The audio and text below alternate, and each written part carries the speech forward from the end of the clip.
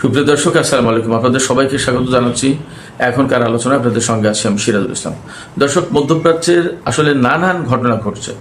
যেমন Times of Israel খবর দিয়েছে ইরান হিজবুল্লাহকে চূড়ান্ত যুদ্ধের প্রস্তুতি নেওয়ার কথা বলেছে। এদিকে ইরানের প্রেস টিভি খবর দিয়েছে, ইরানের IRGC বলছে আমেরিকান নৌবাহিনীর বিরুদ্ধে তাদের চূড়ান্ত অভিযান শুরু হবে। সেই সময়সীমা একদম ঘনিয়ে আসছে, যে কোনো মুহূর্তেই শুরু হতে পারে, অর্থাৎ 0 আওয়ার একদম কাছাকাছি। তার মানে দাঁড়াচ্ছে যে আমেরিকার বিরুদ্ধে ইরান সম্ভবত চূড়ান্ত অভিযানে নামতে যাচ্ছে।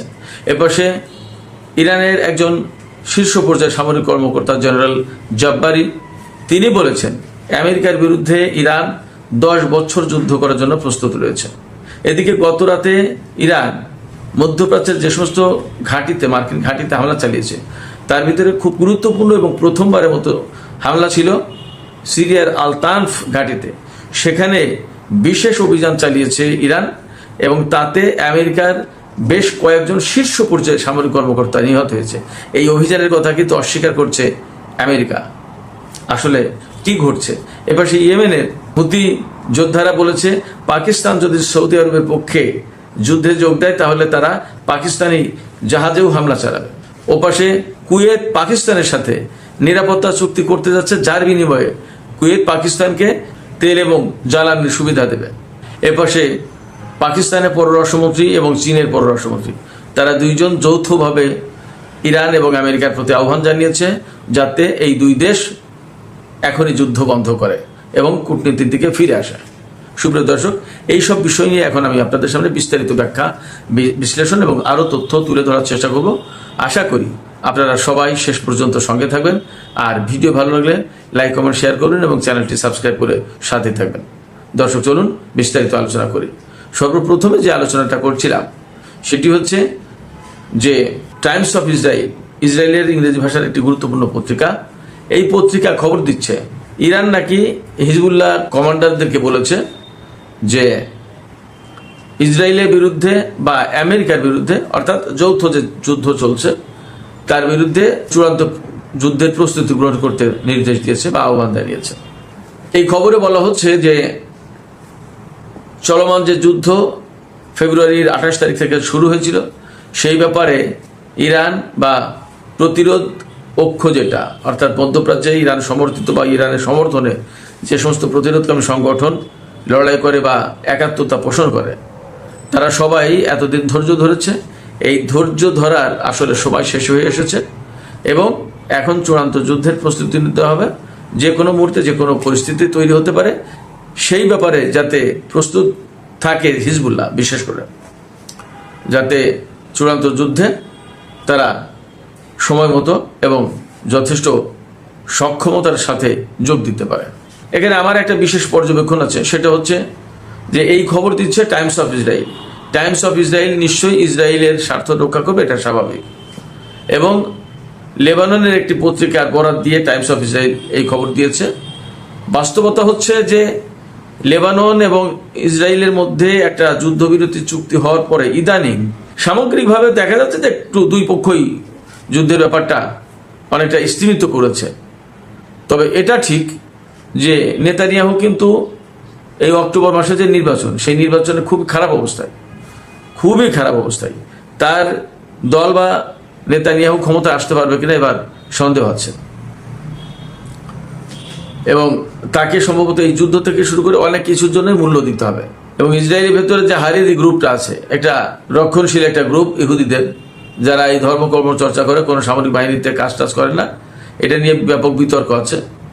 এই হারিদিদের যাতে সামরিক বাহিনীতে যোগ দেওয়ার ব্যাপারে বাধ্যবাধকতা সৃষ্টি করা যায়, সেই জন্য একটা আইন পাশ করা হয়েছে। কিন্তু সেই আইন নেতানিয়াহু কার্যকর হতে দিচ্ছে না এবং তার বিরোধিতা করছে, যাতে এই হারেদিদের ভোটটা, অর্থাৎ এই যে উগ্র গোড়াবাদী যে গোষ্ঠী হারেদি, তাদের ভোটটা যাতে পাওয়া যায়। কিন্তু সেটাও সম্ভবত আর পাবে না। ভেতরে নেতানিয়াহুর বিরুদ্ধে অনেক শক্তিশালী একটা জোট বা একটা ক্যাম্পেইন তৈরি হয়েছে, যাতে নেতানিয়াহুর আর ক্ষমতা আসার সম্ভাবনা অনেক বেশি কমে গেছে। তো এই প্রেক্ষাপটে হিজবুল্লাহর সাথে যদি তারা যুদ্ধটা চালিয়ে যেতে পারে বা আবার শুরু করতে পারে, তাহলে এই যুদ্ধের দোহাই দিয়ে ইসরায়েলিদের কাছ থেকে ভোট নেওয়ার সুযোগ হয়তো পাবে। আপনারা সবাই মনে হয় কম বেশি জানেন যে বিশ্বের বহু দেশে বহু জায়গায় নির্বাচনী বৈতরণী পার হওয়ার জন্য এই রকমের যুদ্ধ সংঘাত লাগানো হয়, এমনকি ভেতরে আত্মঘাতী হামলা স্যাবোটাজ পর্যন্ত চালানো হয় ক্ষমতা আসার জন্য। এমন অনেক ঘটনা পৃথিবীর অনেক দেশে অনেক অঞ্চলে হয়েছে। সেক্ষেত্রে এই যে টাইমস অফ ইসরায়েলের খবর যে ইরান নাকি হিজবুল্লাহকে যুদ্ধের জন্য চূড়ান্ত যুদ্ধের জন্য প্রস্তুতি নিতে বলেছে, সেটা এরকমের নেতানিয়াহুর পক্ষে প্রচারণামূলক হতে পারে, যাতে হিজবুল্লাহর বিরুদ্ধে সত্যি সত্যি যুদ্ধ শুরু করা যায়। আবার এর বিপরীতটাও হতে পারে যে অ্যাকচুয়ালি ইরান একটা চূড়ান্ত সংঘাতের দিকে যেতে চাইছে এবং এ ব্যাপারে হয়তো চূড়ান্ত প্রস্তুতি নিচ্ছে ইরানও, হিজবুল্লাহকেও বলেছে। দুটোই হতে পারে, কোনটা এখনই বলা যাচ্ছে না। তবে আমি বলি যে ইসরায়েলের বিরুদ্ধে আমেরিকার বিরুদ্ধে যে ইরান এবং হিজবুল্লাহ বা আঞ্চলিক ফোর্স যারা আছে তারা যে লড়াই করবে, এটা অবধারিত। আজ হোক কাল হোক এটা হবেই। আমি সবসময় বলে আসছি এটা অবধারিত, না হওয়ার কোনো কারণই নেই। এছাড়া আমেরিকার যে বিশ্ব পরিমণ্ডলে যে প্রভাব প্রতিপত্তি ছিল, সেই প্রভাব প্রতিপত্তি তো একেবারে শেষ হয়ে গেছে ইরানের সাথে যুদ্ধ করতে এসে। অতএব সেই প্রভাব প্রতিপত্তি পুনরুদ্ধারের জন্য হলেও ইরানের সাথে আমেরিকার অনেক বড় যুদ্ধ করতেই হবে, করবে তারা। আবার ইরানও এখানে ছেড়ে দেবে না।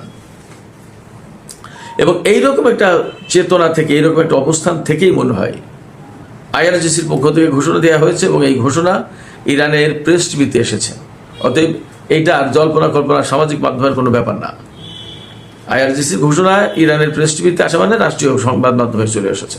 তাতে ঘোষণা করা হয়েছে আমেরিকার নৌবাহিনীর বিরুদ্ধে ইরানের সামরিক বাহিনী, বিশেষ করে আইআরজিসি চূড়ান্ত যুদ্ধের প্রস্তুতি নিচ্ছে এবং আমেরিকান নৌবাহিনীর বিরুদ্ধে ইরানের এই চূড়ান্ত অভিযান শুরু হওয়ার যে জিরো আওয়ারটা, অর্থাৎ শেষ মুহূর্তটা, তার খুব কাছাকাছি নাকি ইরান চলে এসেছে। তার যদি খুব কাছাকাছি চলে আসে তাহলে মোটামুটি ধরে নিয়ে যায় যে আসলেই চূড়ান্ত যুদ্ধ শুরু হতে যাচ্ছে। আপনারা খেয়াল করেছেন গত 28শে ফেব্রুয়ারি থেকে যে ইরান আমেরিকা ইসরায়েল যুদ্ধ হচ্ছে, ইরান কিন্তু মার্কিন নৌবাহিনীর বিরুদ্ধে বড় অভিযান শুরু করেনি। আপনারা হয়তো খেয়াল করে থাকবেন যে মধ্যপ্রাচ্য অঞ্চলে যে সমস্ত মার্কিন ঘাঁটি রয়েছে সেই সমস্ত ঘাঁটিতে ইরান ব্যাপক হামলা চালিয়েছে এবং ইদানিং যে হামলা চালাচ্ছে তাতে মার্কিন ঘাঁটিগুলো যাতে একদম সমূলে বিনাশ হয়ে যায়, অর্থাৎ মাটির সাথে মিশে যায়, সেই চেষ্টা করছে। সেই রকম একটা অভিযান। কিন্তু আমেরিকা যে সমস্ত বড় বড় জাহাজ বা ফ্রিগেট, তারপরে ডেস্ট্রয়ার, সমস্তগুলো ওমান সাগরে, আরব সাগরে, ভারত মহাসাগরে রয়েছে, সেগুলোর উপরে কিন্তু হামলা করেনি। আমাদের অনেকের ভিতরে প্রশ্ন আছে, আমাকে অনেকেই প্রশ্ন করে যে ইরান কেন মার্কিন জাহাজগুলোতে হামলা করে না। আমার কাছে মনে হয় যে ইরানে তো একটা কৌশল আছে, তারা যুদ্ধের ব্যাপারে নিশ্চয়ই তাদের কৌশল অবলম্বন করে এবং সেইগুলো ধাপে ধাপে ধাপে ধাপে করছে, আস্তে আস্তে ধীরে ধীরে আগাতে চায় এবং আমেরিকার শক্তি ক্ষয় করে একটা চূড়ান্ত যুদ্ধে ইরান ঝাঁপিয়ে পড়বে, এরকম একটা প্ল্যান আমার কাছে মনে হয় তাদের। তো সেই জায়গা থেকে এখন ইরান আমেরিকান নৌবাহিনীর বিরুদ্ধে, তার মানে এই সমস্ত যুদ্ধ জাহাজ যেগুলো আছে সেগুলোর বিরুদ্ধে লড়াই শুরু করবে এবং এই লড়াইটা করতে হবে ইরানকে। এই কারণে ইরানের দিক থেকে যেটা কারণ, আমেরিকা তো নতুন করে আবার ব্লকেট দিয়েছে যাতে হরমুজ প্রণালী ব্যবহার করে ইরানের কোনো জাহাজ বের হতে না পারে। তো এখন আমেরিকা তো আর এই ব্লকেট সহজে তুলে নেবে না এবং ইরান আমেরিকার সাথে আর আলোচনায় বসবে না সহজে, তাদের প্ল্যান এইরকমই। সেক্ষেত্রে ইরানের সামনে পথ কি? ইরানের সামনে পথ তখন শুধুমাত্র যুদ্ধ। এবং এই যুদ্ধটা কাদের বিরুদ্ধে? এই যুদ্ধটা বেসিক্যালি মার্কিন নৌবাহিনীর বিরুদ্ধে। কারণ হরমুজ প্রণালীর সামনে থেকে আমেরিকার ব্লকেট সরাতে হলে আমেরিকার নৌবাহিনীর বিরুদ্ধে, আমেরিকার জাহাজের বিরুদ্ধে যুদ্ধ করতে হবে। এখানে রয়েছে আব্রাহাম লিঙ্কন থেকে শুরু করে আরও বহু সাবমেরিন, ডেস্ট্রয়ার, অনেক কিছু।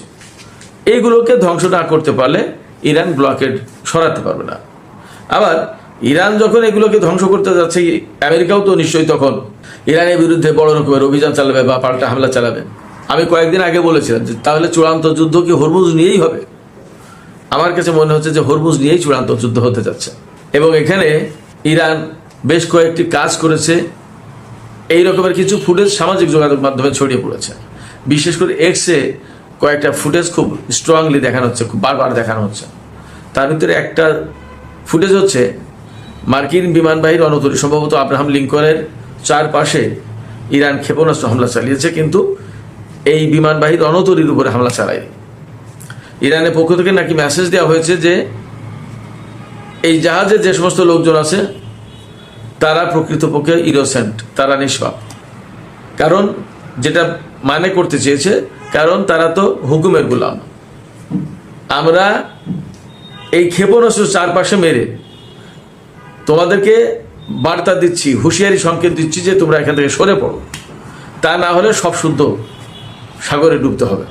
এবং এই সমস্ত জাহাজে যেসব মার্কিন সেনা নাবিক রয়েছে তাদেরও জীবন দেবে, অতএব তোমরা সরে যাও, মেসেজ দিয়েছে। এখন ইরান এই মেসেজ দিলেই কি আমেরিকা সরে যাবে? মনে হয় না, সরে যাবে না, বরং ইরানের বিরুদ্ধে কীভাবে যুদ্ধ করে যায় সেইটা তারা খুঁজবে। ফলে এখানে অবধারিতভাবে একটা যুদ্ধ হবে এবং ইরান সেই বার্তাই দিয়েছে যে যুদ্ধের 0 আওয়ারের একদম খুব কাছাকাছি আমরা পৌঁছে গেছি। আমেরিকার বাহিনীর বিরুদ্ধে, মার্কিন নৌবাহিনীর বিরুদ্ধে যে কোনো সময় অভিযান শুরু হতে পারে। ওই যে বিমানবাহী রণতরীর চারপাশে ক্ষেপণাস্ত্র হামলা চালিয়েছে, কিন্তু জাহাজে হামলা চালায়নি, এটাও কিন্তু একটা সিগন্যাল। যদি এইগুলো সত্যি হয় তাহলে দাঁড়াচ্ছে যে আমরা খুব শর্ট টাইমে হরমুজ প্রণালীতে ভয়াবহ একটা সংঘর্ষ দেখতে যাচ্ছি। পরিস্থিতি এমন। এদিকে হিজবুল্লাহকে যে মেসেজ দিয়েছে ইরান, টাইমস অফ ইসরায়েল যে রিপোর্ট করলো, ব্যাপারটা যদি তাই হয় তাহলেও আমাদের সামনে এই সম্ভাবনাই আমাদের সামনে পরিষ্কার হয় যে ইরান, ইসরায়েল এবং আমেরিকার মধ্যে চূড়ান্ত যুদ্ধ শুরু হতে যাচ্ছে। এবং এই চূড়ান্ত যুদ্ধে আঞ্চলিক ফোর্সগুলো খুব স্ট্রংলি জড়িয়ে যাবে।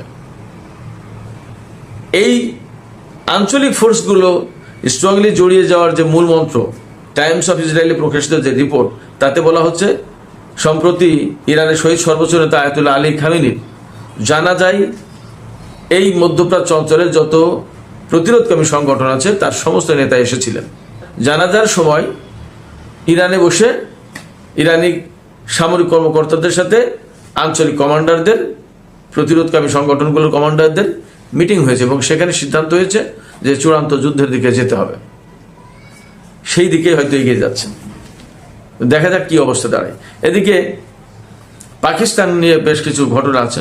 আমি আজকে দুপুরের একটা ভিডিওতে বলেছি যে পাকিস্তান কি জড়িয়ে যাচ্ছে যুদ্ধে। তার আগে 2 দিন আগে ওই প্রশ্ন তুলেছিলাম। ইয়েমেনের হুতি যোদ্ধারা এই প্রেক্ষাপটে একটা ঘোষণা দিয়েছে। তারা বলেছে যে পাকিস্তান যদি সৌদি আরবের পক্ষে যুদ্ধে জড়িয়ে যায় তাহলে পাকিস্তানের জাহাজকে লক্ষ্য করেও হামলা চালানো হবে। আবার এপাশে কুয়েত পাকিস্তানের সাথে নতুন করে নিরাপত্তা চুক্তি করতে যাচ্ছে, যার বিনিময়ে কুয়েত পাকিস্তানকে জ্বালানির নিরাপত্তা দেবে, মানে ব্যাপকভাবে জ্বালানি, তেল এবং গ্যাস যা যা আছে সেগুলো দেবে। পাকিস্তান ব্যাপকভাবে বেনিফিটেড হবে। কিন্তু এই জায়গায় যদি পাকিস্তান সৌদি আরবের পক্ষে বা কোনোভাবে যদি আঞ্চলিক কোনো দেশের বিরুদ্ধে যুদ্ধে জড়িয়ে যায় তাহলে পাকিস্তানের ভাবমর্যাদা ব্যাপকভাবে ক্ষতিগ্রস্ত হবে। তারা যে ডিপ্লোমেসি এতদিন পরিচালনা করলো সেটা দারুণভাবে মার খেয়ে যাবে। সম্ভবত ইসরায়েল, ভারত বা পাকিস্তানের আরও যারা শত্রু দেশ আছে তারা এটাই চাইছে, পাকিস্তানকে এটা বুঝতে হবে। এদিকে পাকিস্তানের পররাষ্ট্রমন্ত্রী ইসাক দার এবং চীনের পররাষ্ট্রমন্ত্রী ওয়াং ই আজকে চীনের সাংহাইয়ে একটা বৈঠক করেছে। সেখান থেকে তারা ইরান এবং আমেরিকাকে জোরালো আহ্বান জানিয়েছে যে শান্তি আমাদের চোখের সামনে। তার মানে একটা সমঝোতা স্মারক সই হইল, তারপরে বাকি যে চূড়ান্ত চুক্তি সেটা হওয়ার জন্য আলোচনা শুরু হলো। এরপরে সেই আলোচনা ভেঙে যাবে, সমঝোতা ভেঙে যাবে, আবার দুই পক্ষ ব্যাপকভাবে যুদ্ধে লিপ্ত হবে, ব্যাপক ক্ষয়ক্ষতি হবে এবং পুরো অঞ্চল থেকে শুরু করে পুরো বিশ্ব অর্থনৈতিক জিম্মি দশার মধ্যে পড়বে। তেলের বাজার মারাত্মকভাবে অস্থিতিশীল হয়ে উঠবে, বিশ্ব অর্থনীতি অস্থিতিশীল হবে। এটা হতে পারে না। সেক্ষেত্রে ইরান এবং আমেরিকাকে দ্রুত কূটনীতি টেবিলে ফিরে আসার জন্য পাকিস্তান এবং চীন আহ্বান জানিয়েছে। আমিও পাকিস্তান এবং চীনের পররাষ্ট্রমন্ত্রীদের সাথে কণ্ঠে কণ্ঠ মিলিয়ে বলবো, শান্তির জন্যই শান্তির পথ বেছে নেওয়া উচিত এবং এখানে অবশ্যই পাকিস্তানকে এই কূটনৈতিক প্রচেষ্টা যাতে এগিয়ে নিয়ে যাওয়া যায় সেই চেষ্টা করতে হবে, চীনকে সাপোর্ট দিতে হবে। কিন্তু পাকিস্তান যেন কোনো মতেই কোনো দেশের পক্ষে যুদ্ধে জড়িয়ে না পড়ে, তাহলে মুসলিম উম্মাহ, মুসলিম বিশ্বের জন্য ভয়ঙ্কর এক বিপর্যয় ডেকে আনবে। সুপ্রিয় দর্শক, আলোচনার শেষ পর্যায়ে এসে একটা বিশেষ খবর আমি আবার আপনাদের সামনে তুলে ধরবো। সেটা হচ্ছে গতরাতে ইরানের সামরিক বাহিনী সিরিয়ার আল তানফ মার্কিন ঘাঁটিতে একটা বড় ধরনের অভিযান পরিচালনা করেছে। সেই আকস্মিক অভিযানে আমেরিকার বেশ কয়েকজন শীর্ষ পর্যায়ের সেনা কর্মকর্তা, সিনিয়র অফিসার মারা গেছে। কিন্তু এই কথা আমেরিকা স্বীকার করছে না এবং বলছে যে আল তানফে কোনো সামরিক অভিযান হয়নি, কিন্তু ইরান বলছে আমরা সেখানে অভিযান চালিয়েছি। আল তানফে যদি হামলা না চালাবে তাহলে ইরান কেন বলবে? তাদের কি লাভ? এতদিন তো বলেনি। এরপর সে ইরাকের ইরবিলে, এটা কুর্দি অঞ্চল, এই কুর্দি অঞ্চলে একটা গোপন বৈঠকও ছিল। সেখানে মার্কিন সেনা কমান্ডাররা এবং কুর্দি বিদ্রোহীদের কমান্ডাররা মিটিংয়ে বসেছিল। সেই মিটিংয়ের উপরে ইরান হামলা চালিয়েছে এবং সেখানে বেশ কয়েকজন কুর্দি কমান্ডার নিহত হয়েছে বলে জানা গেছে। আমেরিকার সেনাদের কীরকম ক্ষয়ক্ষতি হয়েছে এটা পরিষ্কার না, বাট গত রাতে আমি আপনাদেরকে অ্যাট এ গ্লান্স বলি, গত রাতে ইরান আমেরিকা এবং তার মিত্র শক্তিদের বিরুদ্ধে মধ্যপ্রাচ্যের বিভিন্ন অঞ্চলে যে হামলা চালিয়েছে সেটা ছিল ম্যাসিভ। আপনারা শিওর থাকেন যে ভয়ঙ্কর ক্ষতির মুখে পড়েছে কুয়েতে, বাহরাইনে, সংযুক্ত আরব আমিরাতে, ওমানে, কাতারে, জর্দানের একটি বিমান ঘাঁটিতে, প্রিন্স সুলতান এয়ারবেজ ওখানেও আছে একটা, সেই এয়ারবেজে ইরান হামলা চালিয়েছে। সেখানে F-35 এবং F-16 জঙ্গি বিমান থাকে, সেই যে ঘাঁটিতে হামলা চালিয়েছে এবং বেশ কয়েকটা বিমান F-35, F-16 এবং KC-135 এবং KC-46 এই রিফুয়েলিং ট্যাঙ্কার এই সমস্ত ধ্বংস হয়েছে। এই সমস্ত কথা প্রচার করছে না।